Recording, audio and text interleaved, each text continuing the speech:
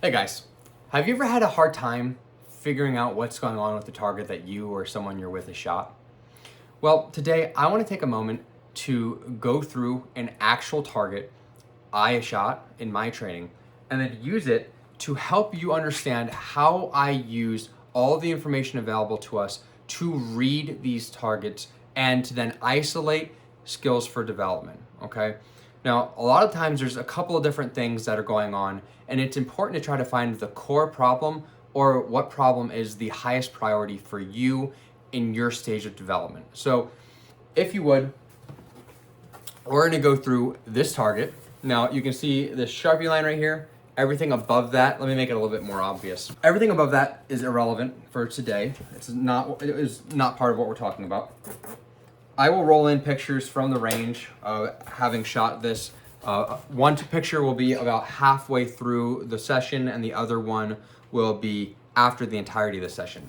What's important to remember, as far as circumstances for me and the things I was able to see while I was shooting, the first picture, that was all shot exclusively with my eyeballs. There was no extra light coming from the handgun.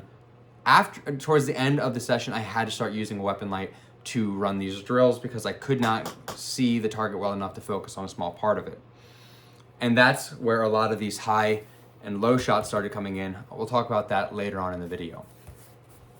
So here's the target. Maybe I'll roll in a picture instead. It's probably easier to see. But what I want you guys to do is to pause and, given whatever beliefs you have around target diagnosis or reading a target, let me know what things you think I'm doing wrong, and then respond to your own comment after you've watched the video and talk about what you think about how I'm going through and visualizing these things and visualizing a path forward from it, right? And then tell me if it was helpful. I'd appreciate that. So anyway, what we have here, I'm gonna kind of break this target down into a couple of different sections. Maybe I'll do this still frame, I'm not really sure yet, but we have this cluster here in the middle. And you see this little bit of blue tape in the middle? That was my point of focus. This little guy right here, that's what we want. So we have shots that are above that. We have shots that are clustered below it. And then we have these shots to the left and the right of the alpha box. Now I want to bring your attention to this gap of untouched cardboard here and here, okay? So we have this nice defined cluster here, and we have a gap between these left and right extremes. I know how that happened.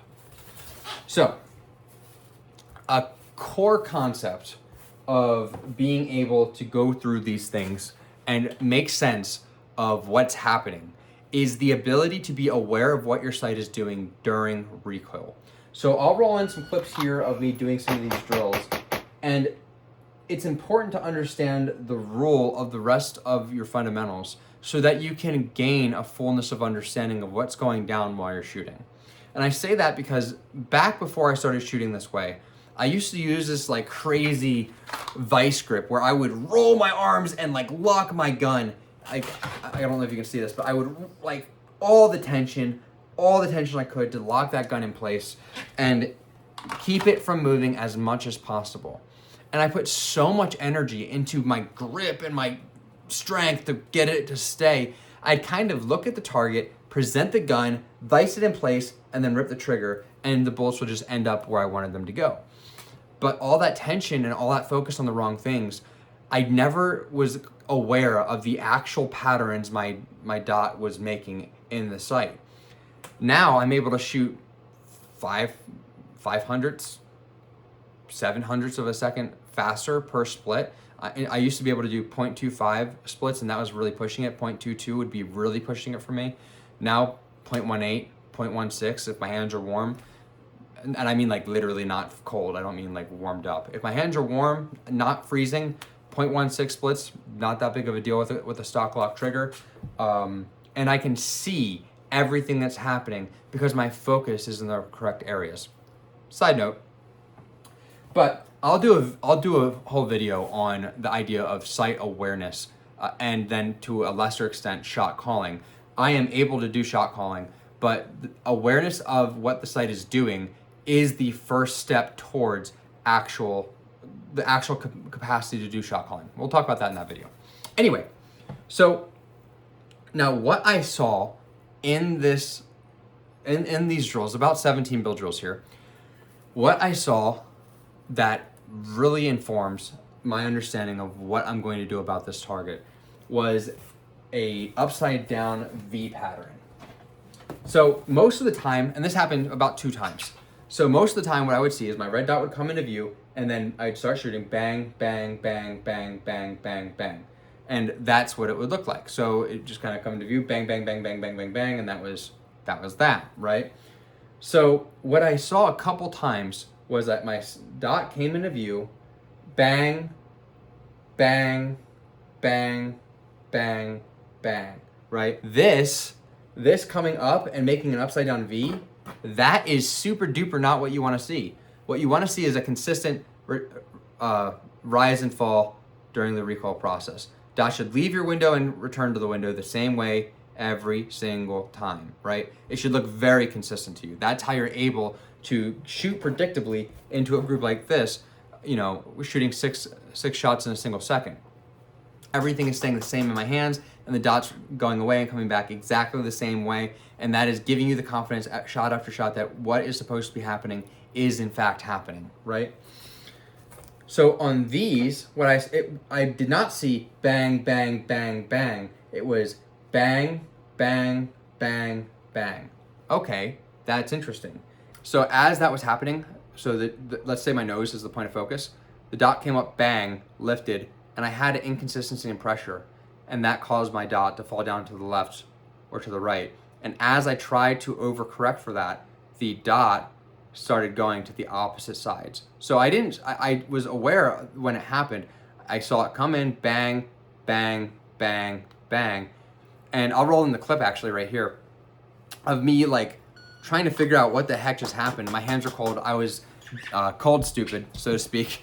And I couldn't figure it out then. It took me reflecting on it later to actually get it figured out. Now, what's going on here, I know because of my dry fire training. One of the tendencies I have is that if I pull the trigger with my whole hand and I don't recognize it in the drill, I will do it for the entire drill.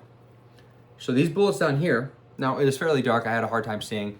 I don't know this for certain, but I'm very confident. These bullets down here happened in a couple of drills. It wasn't a lot of like 1, 2, 3 down like that for the entirety of 2 or 3 reps. And of course there's gonna be some errant shots probably falling down here and here, but we'll talk about that here in a second. So that is pulling the trigger with my whole hand, right? So dipping the gun down like this because I'm using my whole hand to pull the trigger. Now, a lot of people would see this, and if they don't know about that tendency in their shooting, they may start diagnosing this as a recoil anticipation. That's not what this is. This is pulling the trigger with my entire hand.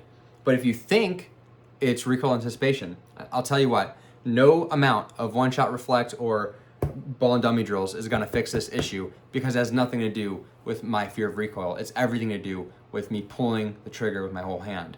And if you misidentify the problem, you're gonna work the wrong solutions. Super important that you don't do that. Now, as far as these shots up and down, that could be 2 things. Remember I mentioned earlier that I was using a weapon light towards the end of this drill session? So often, this is a result of watching your dot, right? And it may have been some of that, but actually I'll say I'm almost certain it was some of that. But when I started using the weapon light, I realized something that I hadn't considered before. What I think is going on here, when I grabbed that small spot on the target with the weapon light and then started shooting, the ability to see was mounted to the gun and rising and falling with recoil, right? And it was very challenging for me to maintain focus on this specific spot as I was going through the recoil process, and my ability to see that point on the target was leaving and coming back. So that is a separate thing that I'm going to need to work on and then test. But I think if I have to shoot with a weapon light right now at 7 to 50 meters, I'm going to default to a probably level 2 confirmation reactive fire, just to make sure I can grab that spot back where I want to be and put bullets where I mean to put them, right? So that's something I learned that was very interesting. And I think a lot of this, what probably happened was I had a hard time focusing on the target, and I probably started watching the dot instead, or watching the dot and light kind of really started coming from. So I'll roll up a picture of the target before I started using the weapon light. You'll see that those things aren't really showing up so much. We have those same problems I talked about, where we have that upside down V pattern from the inconsistency in pressure. And then we have the a little bit of putting it down low, where I'm pulling the trigger with my whole hand, right? So for me, taking this information and making a training path moving forward, what I'm going to do is I'm going to isolate my grip pressure.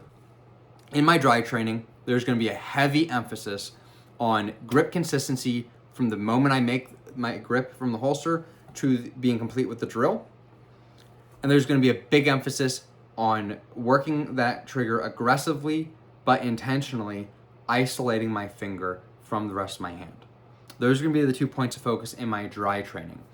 Couple that with a hard visual focus on that point of the target to make sure that I'm driving that gun directly back where I want it once I go live, right? In live fire, I will be doing one shot on demand, and I will be doing doubles to go in and then suss out that I am actually getting what I want out of my grip, make any tweaks I need to, and experiment with how my hands do warm and cold as I'm exposed, out on the range. And then on the next range trip, I'll probably do some build drills and stuff after that when I'm all nice and warmed up. But on the following range trip, I'll come out to the range and I'm going to shoot a cold build drill and then get some volume down on the build drill and see if the work that we've done and implemented because of this target diagnosis has led us to a better result on the target. Following these processes, identifying what breaks once you start pushing your performance, whether you're pushing the performance or the circumstances around it, like for me with the cold, pushing the performance until something breaks, identifying those key skill deficiencies, and then isolating them in your training. That is how you get better at this stuff over time, right? And that's why I'm sharing this. Obviously, I don't want to sit here and be like, hey, look, I'm not perfect. Sometimes I do stuff wrong. Obviously, that's not super fun for me. But hopefully it's helpful for you guys to see, real deal, actually, how I'm looking at these things and how I'm implementing change in my training to get better. And hopefully it helps you guys get better too. That's kind of the goal of the whole thing. So let me know if it was helpful. I'd love to hear what you have to say. And then hopefully we'll have these follow-on videos with the training and the results following the process. Otherwise, love you guys. Shalom.